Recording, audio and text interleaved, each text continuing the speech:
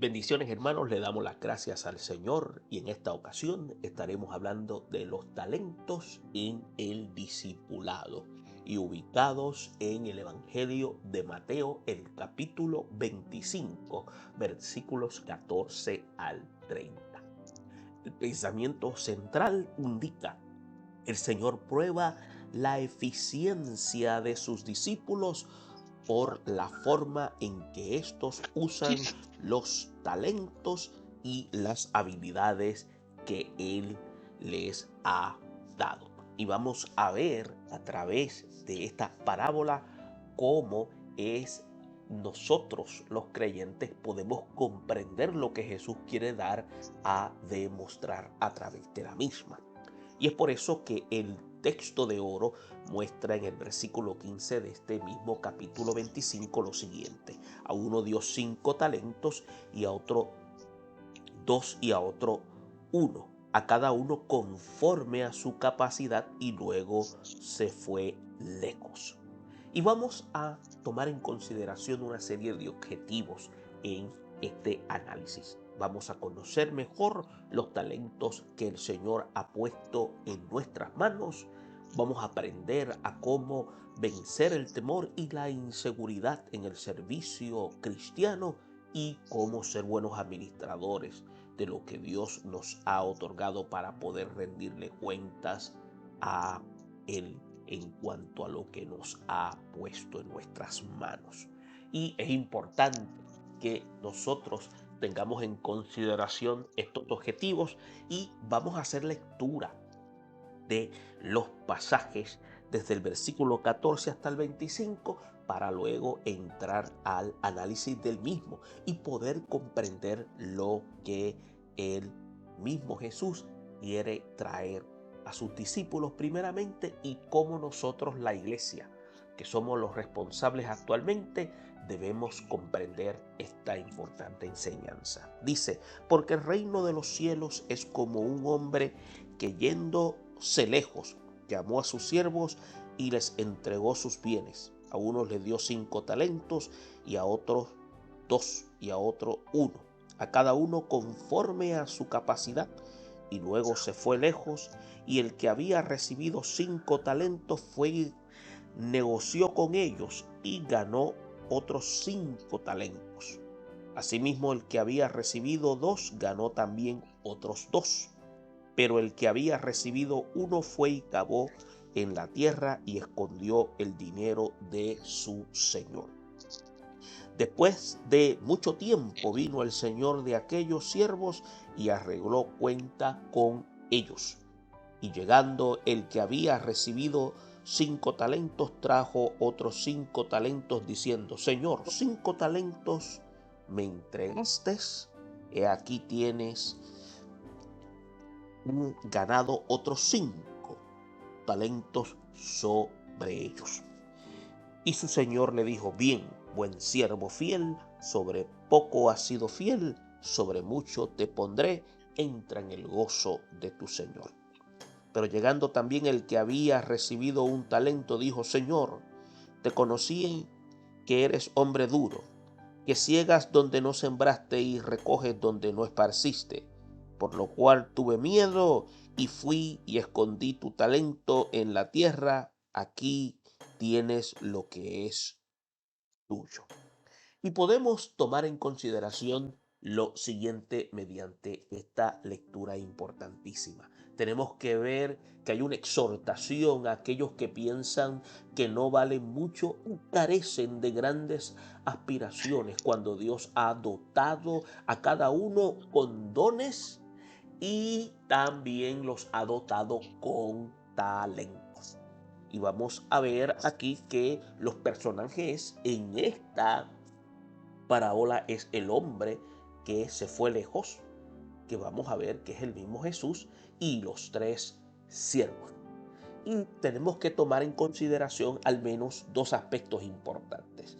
El Señor nos ha entregado sus bienes y tenemos que ver que el Señor viene pronto a arreglar cuentas. Bien, la parábola de los talentos es otro de los que llamamos cuadros ilustrativos que usó Jesús para lo que llamamos revelar a sus discípulos las grandes verdades de los misterios del reino. Entonces también podemos ver que aquí, a través de este estudio, se analiza lo que se llama la administración de los bienes espirituales que Dios ha puesto en las manos de los discípulos.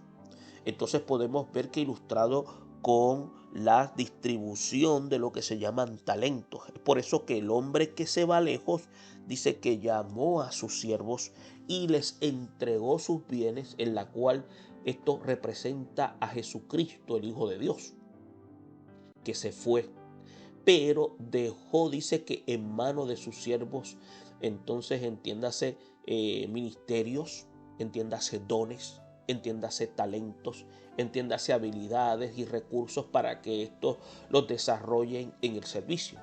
Entonces, vamos a ver que en esta parábola se contiene una enseñanza que es clara para la administración actual de la iglesia, pero también presenta un mensaje de carácter escatológico, de preparación para el día de rendir cuentas a nuestro Señor. Y también tenemos que ver que Él es el amo de todo.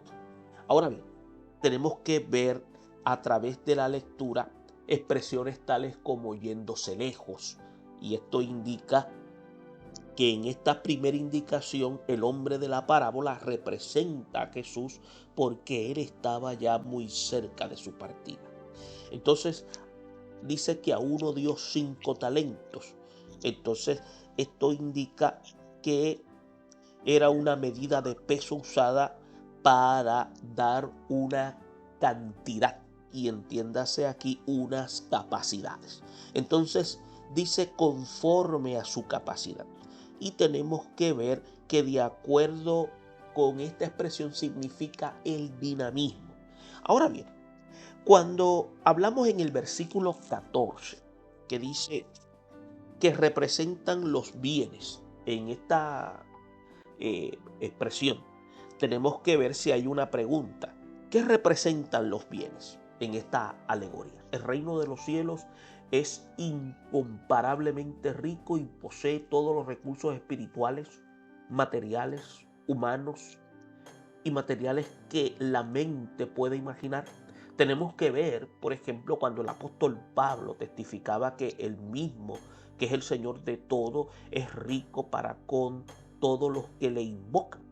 También tenemos que ver otra pregunta: ¿quiénes representan los siervos? Entonces tenemos que entender que esta parábola de carácter profético es un hombre que se va lejos y llamó a su siervo y le entregó sus bienes. Y en este caso el hombre, como volvemos y repetimos, es Jesús, quien estaba acercándose al momento tan profetizado de su muerte redentora, tras la cual resucitaría como lo había prometido. Y luego ascendería a los cielos y se iría a la diestra del Padre. Ahora, lo primero que Jesús indica aquí, pues, es lo que se llama confirmar el anuncio de su partida.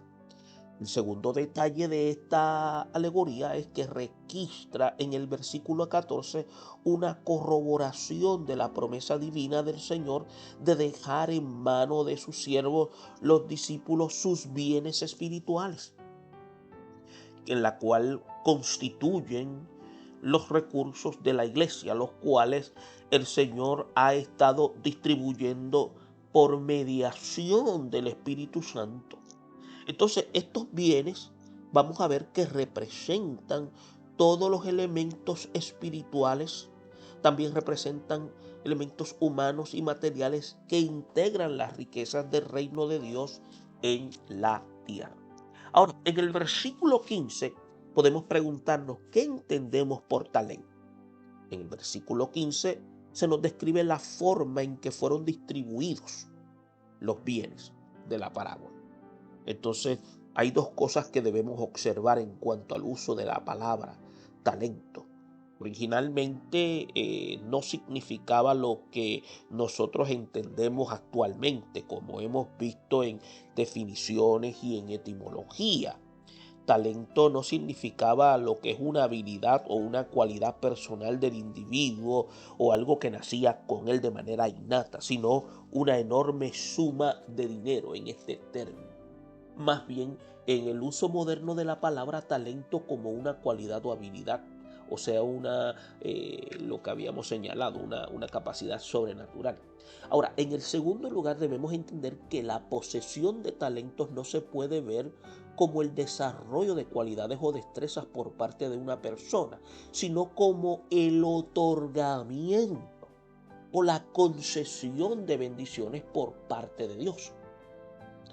En otras palabras, si usted y yo tenemos talentos o varios, no se debe a que sea inteligente o a que seamos inteligentes o activos, sino a que la gracia de Dios se ha manifestado y quien ha determinado otorgarlos. Los talentos son del Señor mismo. Solo nos los ha dado para que los usemos de la mejor manera posible. Ahora, a cada uno dice que da conforme a la capacidad. Es por eso que la decisión del Señor de darle a uno de sus siervos 5 talentos y a otros 2 y a otros 1 se basa en su gracia absoluta, pero tomando en cuenta lo que se llama la capacidad. Y entiéndase en ese sentido en lo que llamamos dinamismo, lo que llamamos fuerza, lo que llamamos ese poder de cada uno. Y de ello aprendemos para que el Señor le otorgue talentos y le conceda habilidades a uno de sus discípulos. Y este tiene que demostrar ciertas capacidades. Entre ellos están lo que se llama la fe, la oración, el amor a Dios y el prójimo, la humildad, la tenacidad en el trabajo de la oración y el estudio inteligente de la palabra del Señor. Ahora, cuando analizamos los versículos 16 al 18, el éxito no está en la cantidad recibida. El primero, en el mayor de la capacidad, tomó los 5 talentos y fue y negoció con ellos y ganó otros 5 talentos. La información de Jesús no dice que se le dio más precisamente por su disposición y la capacidad para trabajar con el dinero que se le diera. Otra razón para no creer que fue la cantidad recibida la que produjo el éxito del primer siervo es lo que sucedió con el segundo. Este recibió solo 2 talentos y sin embargo lo negoció y también logró duplicarlo. También tenemos que ver que estos no eran extraordinarios, sino solo fueron diligentes. Y para consuelo de nuestro, Dios no ha llamado a su obra solo a genios o a individuos sobresalientes, superdotados o extraordinarios. Tenemos que ver que Dios ha llamado a toda clase de individuos. Casi todos los que han sido llamados por el Señor a desempeñar algún papel de importancia en la obra han confesado ser incapaces y hasta han usado excusas para no hacer cargo de tales tareas. Y tenemos que recordar, por ejemplo, el caso de Moisés, el caso de Gedeón, el caso de Jonás, el caso de Pedro, el caso de Juan, el caso de Marcos, el caso de muchos otros. Y todos estos siervos de Dios no creían poder cumplir con su misión, pero tenemos que ver un denominador común, que se esforzaron.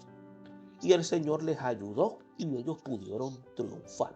Entonces no tenemos que ser extremadamente inteligentes o sobrenaturalmente excepcionales. Todo lo que el Señor demanda de los servidores es que aprendamos a depender de Él, que conozcamos su palabra y que estemos dispuestos a obedecer. Y este es lo que requerimos.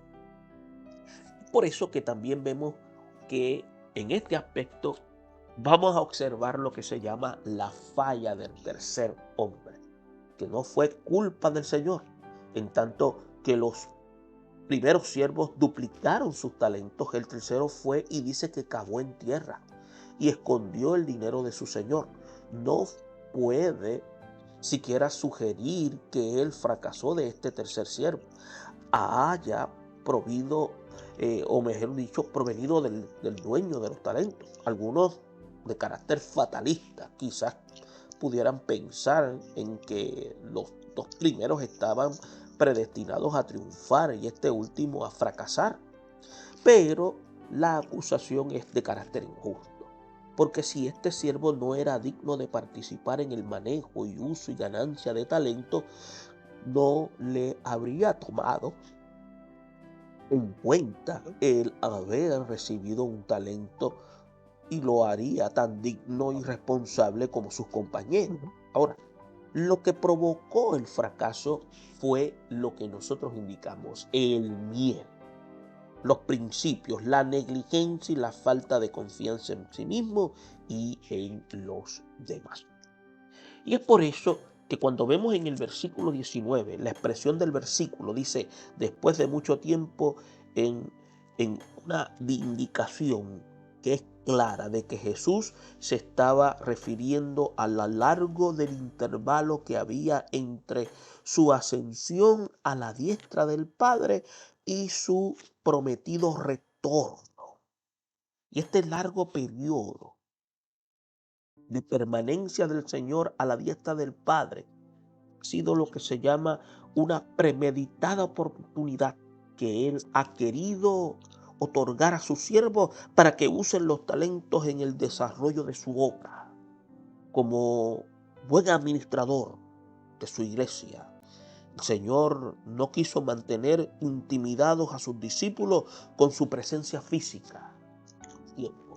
Él quería también dar la oportunidad de que maduraran para el servicio mientras realizaban cada tarea asignada.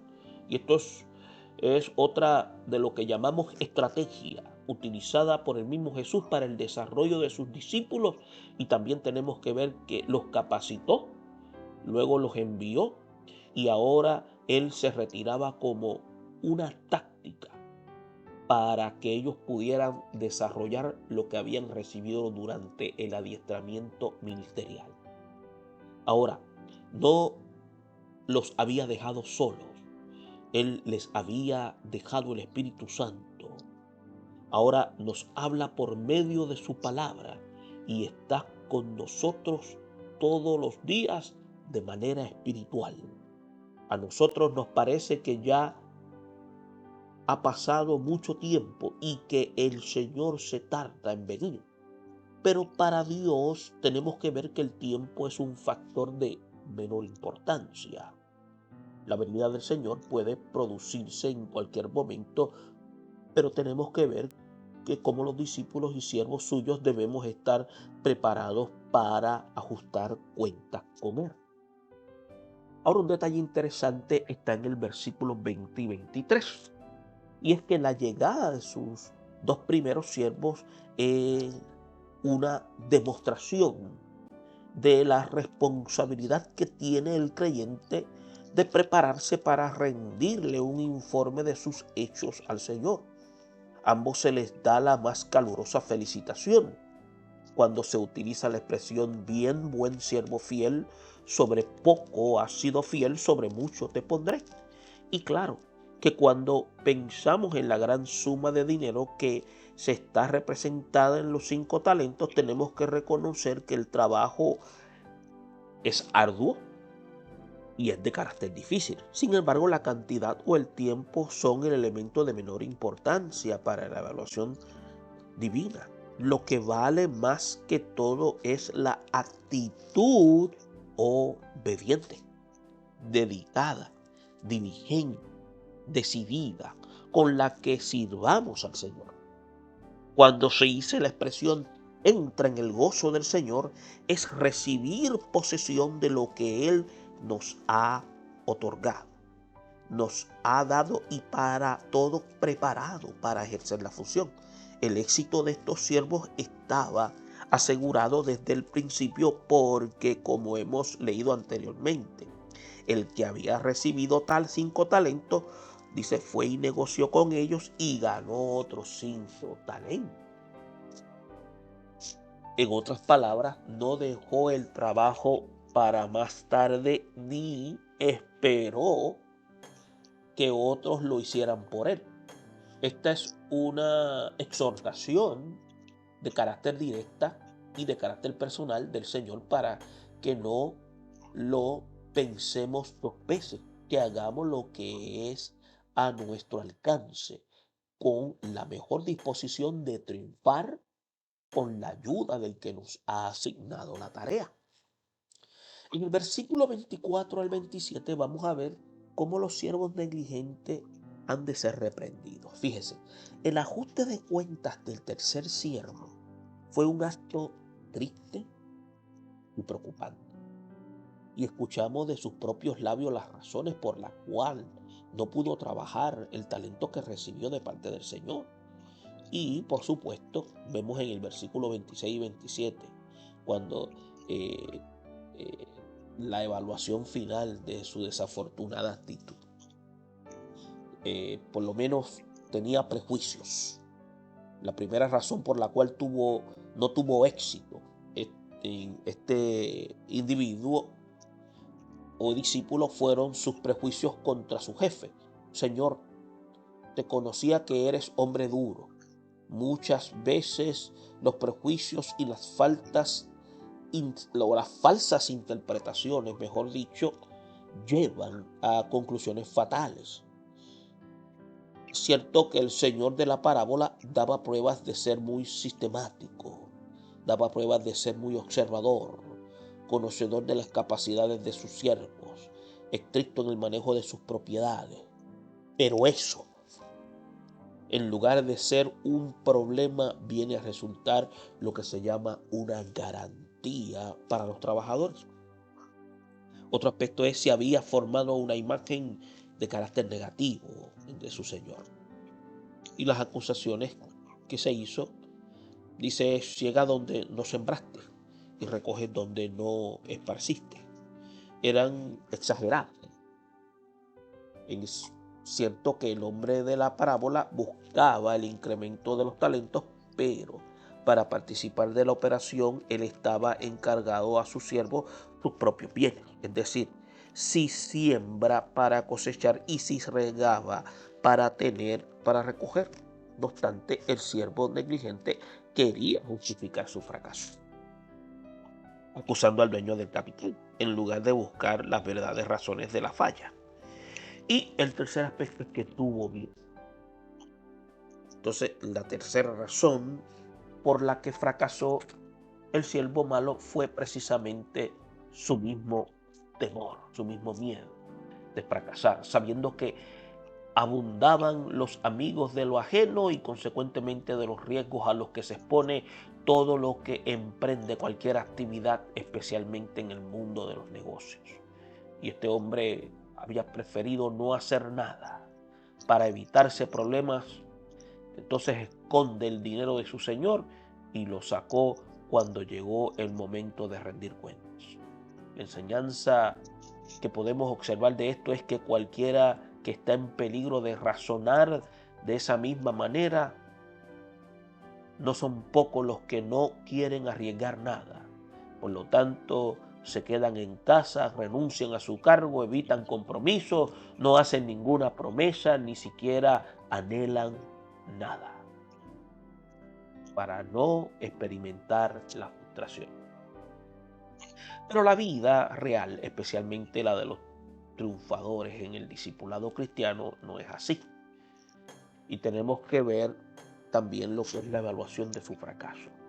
Tras oír las acusaciones que el siervo fracasado hizo en su contra, el hombre de la parábola le explicó a este cuando le fueron realmente las causas de su terrible problema. Usted va a ver que en primer lugar este era un siervo malo, porque había calumniado injustamente a uno que no tenía la menor intención de sobrecargar a nadie más allá de sus fuerzas.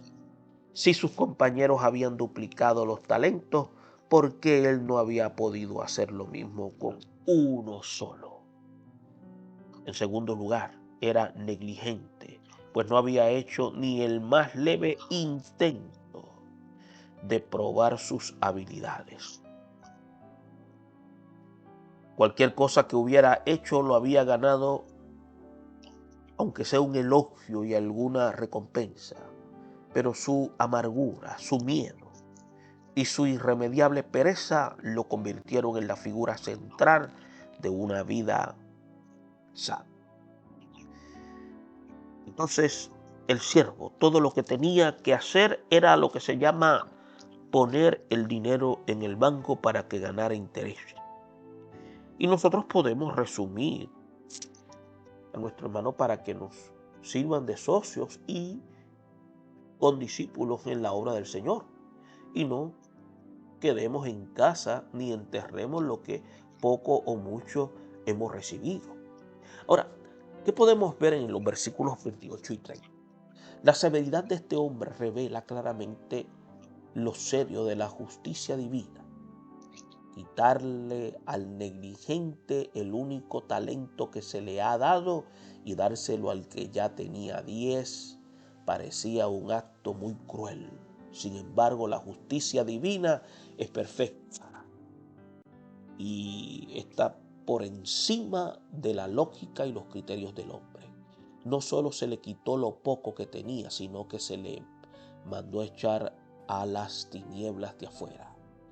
Esto es consecuencia con el resto de la enseñanza de la palabra de Dios. Hay pasajes que son reveladores en cuanto a la prueba de la obra de los creyentes.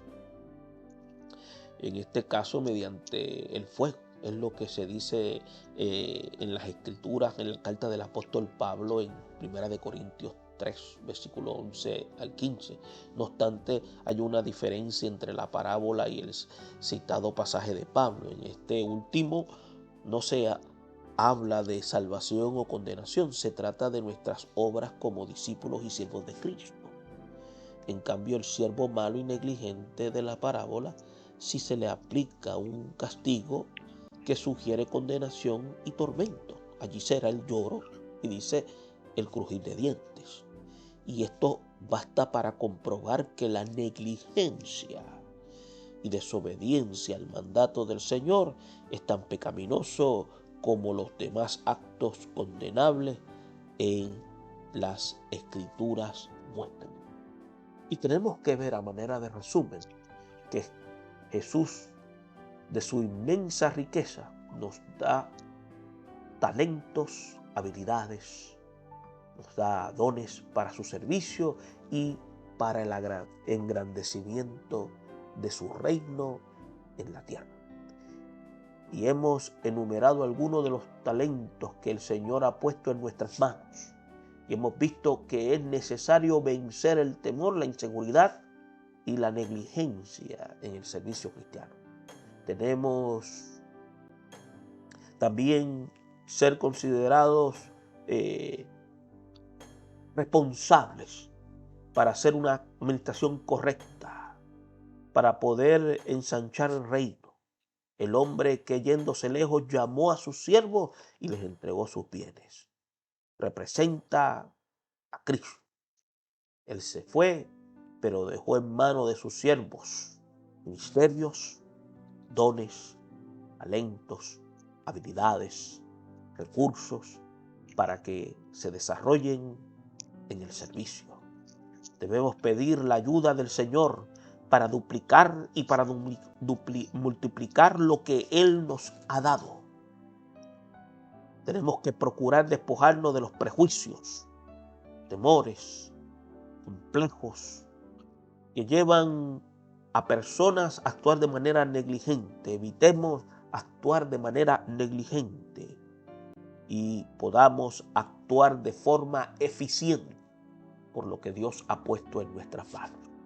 Dios demanda de nosotros obediencia y que podamos entonces poner en práctica de la misma manera que tanto el hombre de 5 talentos y de 2 talentos hicieron lo que se les indicó. Actuar en obediencia y para la gloria del Señor triunfaron aún con sus limitaciones. Bendiciones.